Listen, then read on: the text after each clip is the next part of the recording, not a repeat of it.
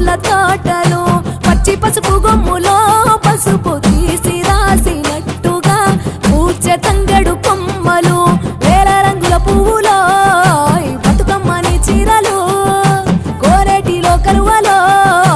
గౌరమ్మని రవికలు ఎంతటి అందాల మహారాణివే నీ చుట్టూ పూలన్నీ చలికత్తెలే